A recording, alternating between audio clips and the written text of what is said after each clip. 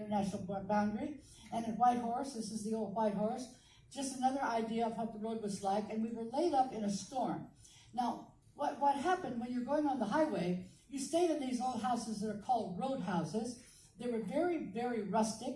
There were people who stayed behind either after building the highway or maybe after the gold rush, and they would just take people in. So for about 3 days, we were stranded in one of these, but people just keep coming. Finally, we were rescued by the Royal Canadian Mounted Police. But all of that I wrote in the book, but we stayed in these roadhouses.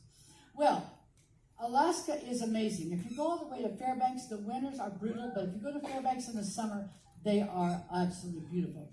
Fairbanks, Alaska, by the way, has the largest variation of temperature outside of a couple of towns in Siberia of anywhere in the world. It can be 100 in the summer and 65 below in the winter, and that's a big variation of temperature.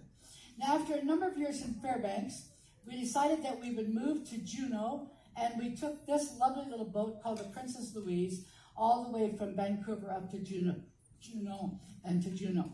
Now, some of you have been to Alaska before. Maybe you were here in the military, and you said, you know, I just want to bring my family back to see this.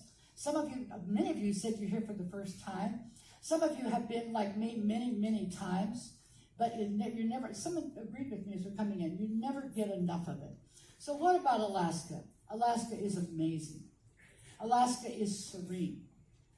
Alaska is wild and brutal. Alaska is breathtaking. Alaska is absolutely peaceful. Alaska is spectacular. Alaska is culturally diverse. And yes, ladies and gentlemen, you really can see Russia from Alaska.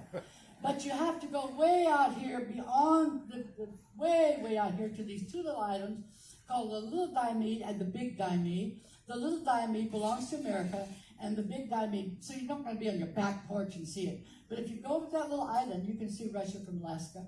As I mentioned to you before, Alaska is gigantic in comparison.